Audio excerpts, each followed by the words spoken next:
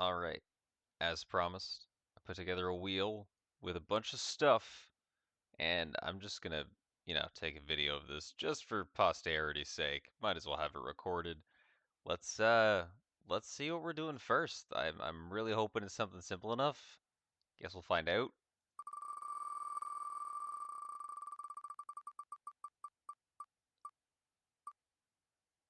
Oh boy. Alright. Well, I'm uh I'm gonna have a fun time with this one. Oh boy. Oh well, did it to myself. Let's do this thing.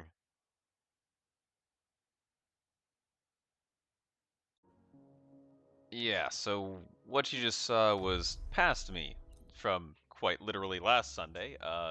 Immediately after I talked about, doing a wheel and stuff, I made one, did the spin, and as you saw, Macbeth is what my first review is going to be on.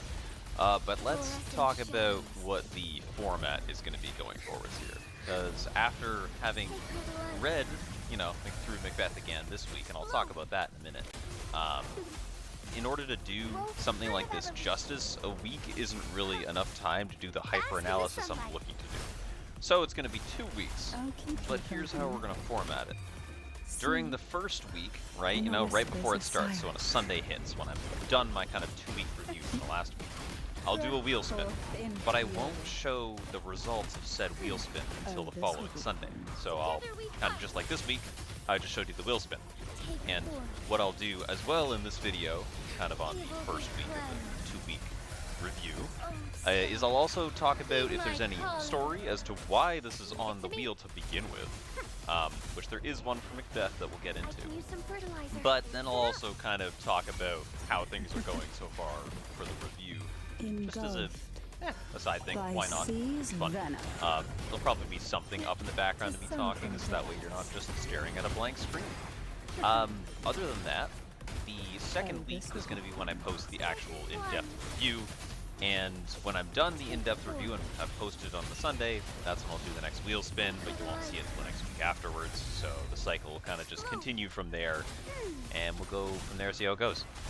But as for this week, since we're getting into Macbeth, we actually have to go back to high school days to figure out why this was even on the list to begin with. And yeah, that should be pretty obvious. I mean, this is a play you read in high school for English class normally.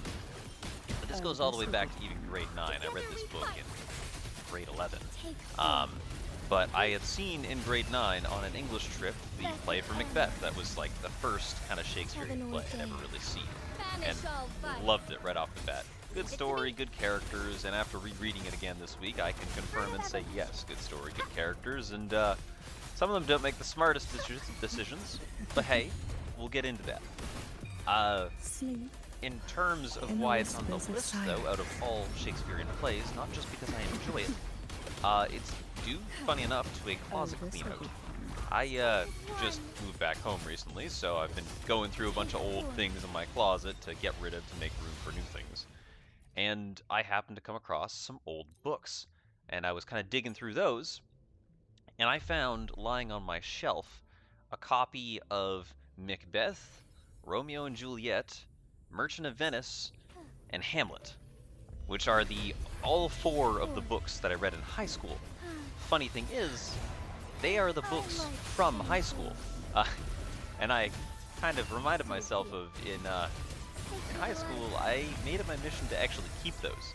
That same grade 9 year I was talking about, where I went to the play to see Macbeth, is also the same year I had a teacher that was talking about how, they hunt down students for these books because sometimes they lose them and whatever. I thought, okay, yeah, that's probably a bad thing, right? So I'll make sure I return one. And yet, me being forgetful, I did not happen to return my Romeo and Juliet book. The main worry was that if you didn't return a book, they weren't going to give you your textbooks for the next semester. But that never happened. I was never on that list, I guess, for some reason. So I started to kind of question it a bit. And honestly, it might be one of the more questionable things I did. I decided, you know what? Let's see how many of the books I can hang on to before they catch on, right? So grade 9 progressed through. I was able to get all my textbooks for the next semester, having held this Romeo and Juliet book. And then we moved on to grade 10, and I still hadn't figured it out. I was able to grab Merchant of Venice. I grabbed Lord of the Flies. I have The Five People You Meet in Heaven, a copy of that book. And I didn't figure it out after grade 10 either. Got to grade 9, I got the Macbeth book, and still nobody suspected a thing. And grade 12 hit, and there was Hamlet. And I had an extra copy of Hamlet now. And nobody ever had my name on the list. They never asked for it back. Nothing. So I just own copies of Shakespearean plays and a few other good books for literally just having, you know, not handed them in high school. And I came across those during my closet cleanup and went, huh, reviewing these might actually be kind of fun to do again, because some of them I enjoyed, some of them I really hated, like Romeo and Juliet. That was a really stupid story. But that's not the point here. The point is, I came across it in the closet and thought, Macbeth is probably one of my favorites, so I'll throw it on the list. And if you did see on the wheel, the other story I threw in there for Shakespearean stories for now was Merchant of Venice, because that one's also a really good one. Not as good story-wise, good comedy-wise, though. I mean, other than that, that's kind of what I did this week. I read through that exact copy of the book from high school. And that is quite a bit to go on for Macbeth, considering it's an exact copy of the play. I wouldn't have needed that old copy from my closet, because I do have in my possession 2 books that are the entire complete works of Shakespeare. They were my mother's. She had them in university. It was for some sort of English course. And she didn't want them anymore, so I have them now. That, and the other reason I chose to put Macbeth on the list, because, well, I have a manga copy of Macbeth.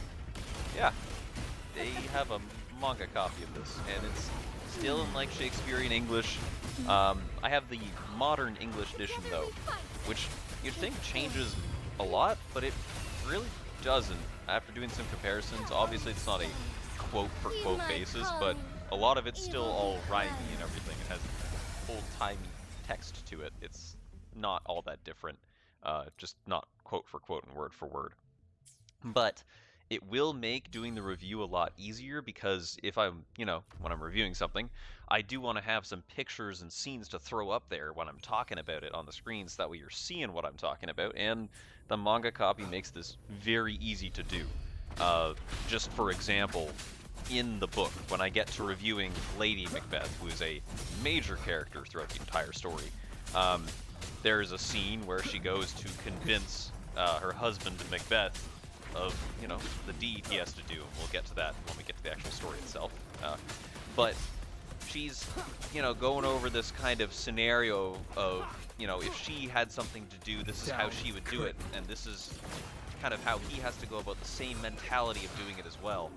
And normally just hearing the words, you can really feel kind of the twisted emotions that she has going on up in her skull there. But to be able to see it in picture or see it in a play also just adds to it. You can really kind of feel the eeriness and just the twisted emotion that exudes from it when you see it, or, you know, see it with your eyes. So having the picture here to assist with the explanation, especially when it comes to the characters, is very nice, and especially when putting face to name with these characters, because if I didn't have the manga copy, quite honestly, I'd look to see whether there's an old movie or whether there's a play version somewhere I can, you know, rip some scenes from to kind of show you. Which I think there is, side note, a movie for Macbeth. Haven't found it yet. Maybe I will in this last week when I'm finishing up my review. But let's talk on that progress real quick too, because I did just kind of talk about how I've read through the books. Did that this week, read through the books, and I already started my character analysis, and I've gone pretty far in most of them. The world analysis that I'm working on isn't very far in yet, because as with most Shakespearean plays, what you realize is that Shakespeare kind of based them off of the current time period, or time periods that were a little before then, just to be able to keep a sense of familiarity to the audiences that he was showing it to, right? A lot of his plays happen to be tragedies, or, you know, tragic comedies, or, you know, stories of that variety. Or just comedies in general, as we see with Merchant of Venice. But a lot of the time, the story has to relate to the present time to give entertainment to those who were meant to watch the plays. So a lot of them relate to just real-world places. Sure, some of them are slightly fictional, like the characters in the plays themselves, for the most part, are fictional until you get some of the, you know, stories about King Henry III and that sort of thing. But like, none of the characters from Romeo and Juliet are factual, as far as I'm aware. I'll have to look that up if I ever review Romeo and Juliet. Out there.